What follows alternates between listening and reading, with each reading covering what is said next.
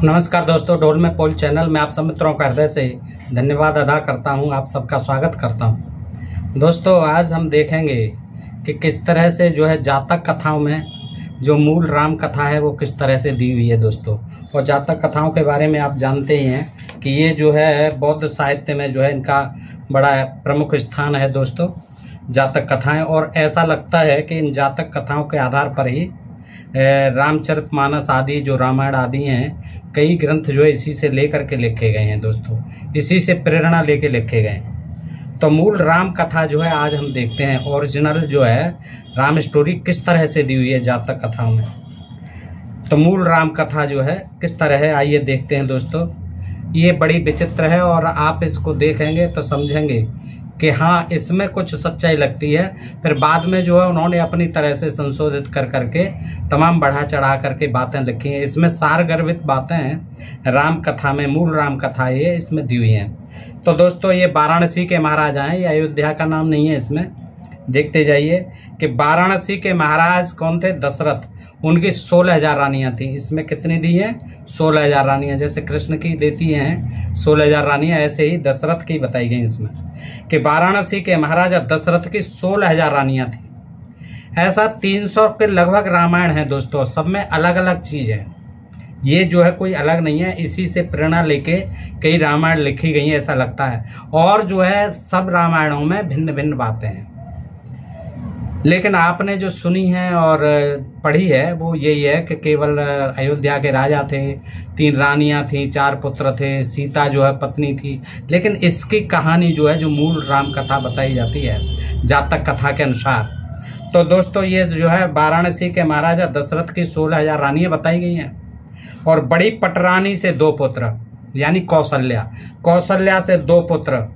वैसे तो राम ही बताए गए हैं, लेकिन उसमें जो है मूल राम कथा जो है जातक कथाओं में कि बड़ी पटरानी से 2 पुत्र पैदा हुए। कौन कौन?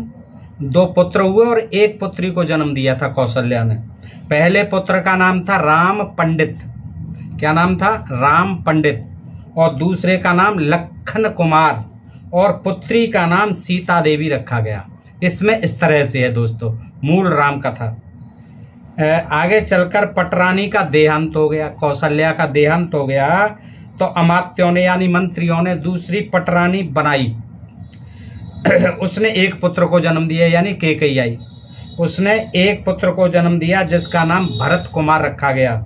राजा ने पुत्र स्नेह से रानी से कहा, भद्रे तुझे वर देता हूं, मांग।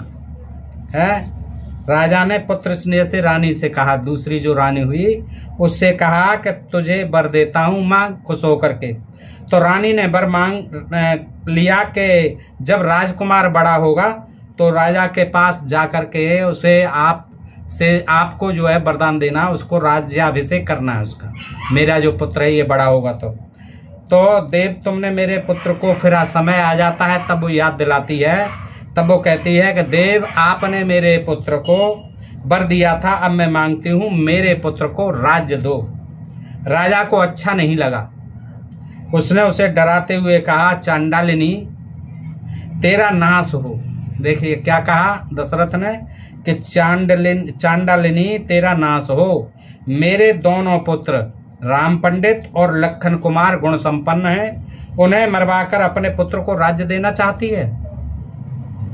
तो वह डरकर अपने यानी केकई अपने शयनागार में चली गई और बार बार राजा से राज्य की याचना करती रही। राजा सोचने लगा, स्त्रियां मित्रद्रोही होती हैं, यानी द्रोह करने वाली होती हैं अपने मित्र के साथ भी, मित्रद्रोही होती हैं। कहीं झूठी राजाज्ञा या झूठी राजमोहर के द्वारा मेरे दोनों पुत्रों को ये मरवा न दे। दशरथ को जो है शक होता है कि कहीं ये जो है मरवा न दे किसी तरह से मेरे दोनों पुत्रों को। उसने राम पंडित और लखन कुमार को चुपचाप बुलाया दशरथ ने और कहा, तात यहाँ तुम्हारे जीवन को खतरा है, तुम किसी जंगल में जाकर रहो और मेरी मृत्यु के बाद अपने वंश के राज्य पर अधिकार करना। फिर उसने राज ज्योतिषी से अपनी आयु की सीमा पूछी दशरथ ने। उन्होंने 12 वर्ष बताई। राज ज्योतिषी ने उनकी उम्र बताई 12 वर्ष। तब वह उनसे बोला, दशरथ तात अब से 12 वर्ष बाद छत्र धारण करना, क्योंकि 12 वर्ष बाद मेरी जो है मृत्यु बताई है ज्योतिषी ने, उसके बाद तुम दोनों जो है छत्र धारण करना, राम से कहा। यह सुनकर दोनों ने पिता को प्रणाम किया और महल से बाहर निकले वनवास जाने के लिए। सीता देवी बोली, मैं भी भाइयों के साथ जाऊंगा। यहाँ जो है राम की पत्नी जो है नहीं दिखाई है, सीता बहन दिखाई है, क्योंकि कौशल्या से ये तीनों पैदा हुए हैं। तो सीता देवी बोली, मैं भी भाइयों के साथ जाऊंगी। उसने भी पिता को प्रणाम किया। इस प्रकार तीनों दुखी मन से नगर से बाहर निकले। राज्य की जनता भी उनके साथ पीछे पीछे चल दी। राम पंडित ने उन्हें समझाकर वापस लौटाया, जनता को वापस लौटा दिया। इस प्रकार वे तीनों हिमालय में ऐसी जगह पहुंचे जहां पानी और फल सुलभ हों। कहाँ पहुंचे? हिमालय में पहुंचे, जहां पानी और फल सुलभ हों। वहां आश्रम बनाकर वे जीवन निर्वाह करने लगे।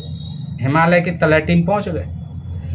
तो लखन कुमार और सीता देवी ने राम पंडित से प्रार्थना की कि तुम हमारे अग्रज हो। किसने? सीता देवी ने राम पंडित से यानी राम से प्रार्थना की कि तुम हमारे बड़े भाई हो, पिता तुल्य हो, तुम आश्रम में रहो, हम दोनों भाई बहन जंगल से फल फूल लाकर तुम्हारा पोषण करेंगे। तब से राम पंडित आश्रम में ही रहने लगे और वे दोनों उनकी सेवा करने लगे, यानी सीता और लक्ष्मण। इसमें लखन कुमार का है और राम पंडित का है। इस प्रकार 9 वर्ष बीतीत हो जाते हैं हिमालय के जंगल में। उधर महाराजा दशरथ मर गए, 12 साल हो गए। उसके बाद रानी ने अपने पुत्र भरत कुमार से कहा, छत्र धारण कर राज्य संभालो, अपने बेटे से कहा कैकेयी ने। लेकिन अमात्यों को यानी मंत्रियों को ये अच्छा नहीं लगा। उन्होंने बाधा डाली और कहा, छत्र के असली स्वामी तो जंगल में रहते हैं राम जी। भरत कुमार ने सोचा, मैं अपने बड़े भाई राम पंडित को जंगल से लाकर छत्र धारण कराऊंगा। मां से कह दिया साफ। वो अपनी चतुरंगिनी सेना लेकर राम पंडित के आश्रम पर पहुंचा भरत, और थोड़ी दूर पर छावनी डाल दी। इस समय लखन कुमार और सीता देवी जंगल से फल फूल लेने गए थे। राम पंडित अकेले आश्रम में ध्यान भावना में सुखपूर्वक बैठे हुए थे। भरत कुमार ने उन्हें प्रणाम किया और पिता की मृत्यु का समाचार कह के अमात्यों सहित उनके पैरों पर गिरकर रोने लगा। राम पंडित न चिंतित हुआ न रोया। उसकी आकृति में कोई विकृति नहीं आई, मतलब कोई हाव भाव नहीं बदला राम का पिता की मृत्यु का समाचार सुनकर भी। इसी समय लखन कुमार और सीता देवी आश्रम में आ गए फल फूल लेकर के। पिता की मृत्यु का समाचार सुन वे दोनों बेहोश हो गए। होश आने पर दोनों विलाप करने लगे। भरत कुमार ने सोचा, मेरे भाई लखन कुमार और सीता देवी पिता के मरने का समाचार सुनकर शोक सहन नहीं कर सके, किंतु राम पंडित न सोच करता है न रोता है।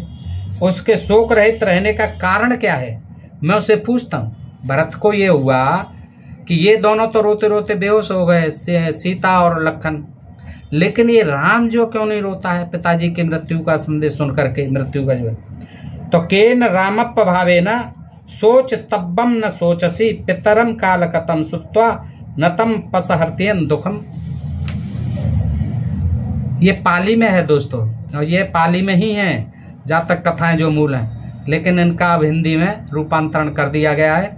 और ये रूपांतरण जो है मधुकर पिपलायन है, बहुत विद्वान है दोस्तों, इन्होंने किया है आदर्श जातक कथाएं ये जो है। तो ये आप देख रहे हैं इससे कि हे राम, तू किस प्रकार के कारण सोचनीय के लिए चिंता नहीं करता। भरत ने पूछा कि हे राम, तू किस प्रभाव, ऐसी क्या कारण है, ऐसा तेरे ऊपर क्या प्रभाव है कि पिताजी के लिए भी चिंता नहीं कर रहा है उनका निधन सुन करके। तो पिता के मर जाने का समाचार सुनकर तुझे दुख क्यों नहीं हो रहा है। यानी उन्होंने पाली में कहा कि दहरा चहे बुद्धा च ए बाला ये च पंडिता अड्डा चेव दलिद्दा च सब्बे मच्चु परायण। यानी इसका अर्थ है तरुण यानी युवा, वृद्ध, मूर्ख, पंडित, धनी तथा दरिद्र सभी मरणशील हैं। ये राम ने जन्म दिया, वो उत्तर दिया। क्या कहा कि भाई चाहे युवा हो, बाल हो, वृद्ध हो, मूर्ख हो, पंडित हो, धनी हो, निर्धन हो, कोई भी हो, सभी को मरना है, सभी मरणशील हैं। इस प्रकार संसार में सभी नाशवान हैं, अनित्य हैं, जिसे आदमी बहुत विलाप करके भी जीवित नहीं कर सकता। ये राम ने ज्ञान दिया भरत को। उसके लिए कोई बुद्धिमान मेधावी अपने आप को कष्ट क्यों दे।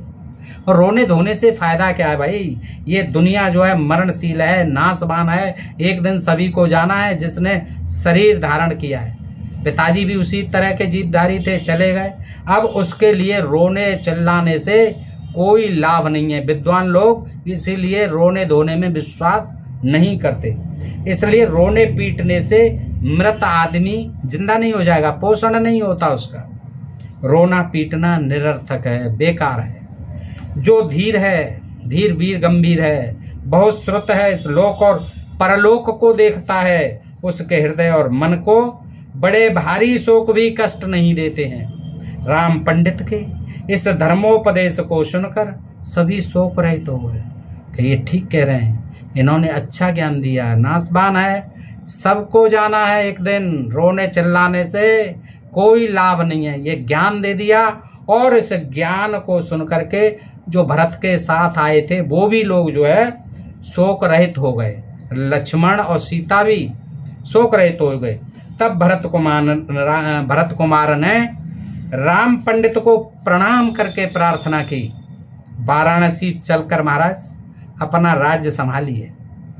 तात लखन कुमार और सीता देवी को ले जाकर राज्य का अनुशासन करो। आप जाइए, इनको ले जाइए, लखन कुमार को और सीता देवी को, और आप जो है वहां राज्य चलाइए। और देव तुम क्या करोगे? और देव तुम? तात मुझे पिता ने कहा था कि 12 वर्ष के बाद आकर राज्य करना। मैं अभी गया तो उनकी आज्ञा का पालन न होगा। अभी 9 साल ही तो हुए हैं, 9 साल बाद चले गए। अभी 3 वर्ष शेष हैं, बीतने पर आऊंगा जब पूरे 12 साल हो जाएंगे। यहाँ देखिए 12 साल की अवधि दी हुई है, किस तरह से दी हुई है, 14 नहीं दी है यहाँ। इतनी देर तक कौन राज्य चलाएगा? भरत बोले तुम चलाओ, हम नहीं चलाएंगे। भरत ने कहा तो जब तक मैं नहीं आता ये पादुकाएं ले जाइए, ये राज्य संभालेंगे। तीनों जने राम पंडित की पादुका ले प्रणाम कर वाराणसी लौट आए। 3 वर्ष पादुकाओं ने राज्य किया। राम पंडित 3 वर्ष बाद जंगल से निकल वाराणसी नगर पहुंचा, राज उद्यान में प्रवेश किया।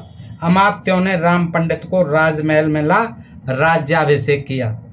10 हस्सानी सटी 5 शतानी च कंबुगीवो महाबाहु रामो रज्जम कारयति। अर्थ है इसका, स्वर्ण ग्रीवा महान बाहु राम ने 10,000 और 6,000 अर्थात 16,000 वर्ष राज किया। और रामायणों में 10,000 वर्ष दिया हुआ है, लेकिन यहाँ जो है उन्होंने 16,000 वर्ष राज्य दिखाया है राम का। दोस्तों इसमें जो है तो इस तरह से मैंने आपके सामने ये मूल राम कथा दोस्तों इससे रखी आदर्श जातक कथाएं। ये मधुकर पिपलायन जी ने इसका जो है पाली से अनुवाद किया हिंदी में। दोस्तों ये बहुत विद्वान है, तमाम ग्रंथ लिखे इन्होंने, और इन्होंने साहित्य की जो सेवा की है, बौद्ध साहित्य की अनेक पुस्तकें लिखी हैं दोस्तों। तो बताइए ये प्रसंग आपको कैसा लगा? अच्छा लगा हो तो अपने मित्रों में भी अधिकाधिक शेयर करें, क्योंकि एक रामायण के बारे में, राम कथा के बारे में एक नई जानकारी आपको हासिल हुई है दोस्तों, और बड़े संक्षेप में आपको जानकारी हासिल हुई है। तो ये जो है इस तरह की ये कोई नई बात नहीं है। आदर्श जातक कथाएं इसमें पुस्तक में ये हर रामायण में अलग अलग कहानियां दी हुई हैं दोस्तों। उसी तरह का ये कोशिश है इसमें, मूल राम कथा है। और आप जानते हैं ये बुद्ध के समय भगवान बुद्ध जब उपदेश देते थे तो उसी तरह के तमाम जो है जनता के समझ में आने वाली बातें जो है बताते थे, और उनमें से ही जातक कथाएं भी कुछ होती थी। और इन्हीं जातक कथाओं से लेकर के तमाम जो है अन्य लोगों ने भी ये कथाएं लिखी हैं। बृहत्सर्ग सागर वगैरह है, पंचतंत्र है, आदि तमाम जो है कहानियां उनमें भी मिलती हैं इसको। तो दोस्तों आपको अगर ये प्रसंग अच्छा लगा हो तो मित्रों में अधिकाधिक शेयर करें, अपने प्रिय चैनल ढोल में पोल को सब्सक्राइब करते रहें दोस्तों। फिर मिलते हैं ऐसे ही किसी प्रसंग के साथ अगले वीडियो में। तब तक के लिए आप सब मित्रों का हृदय से आभार, नमस्कार, जय हिंद, जय भारत दोस्तों।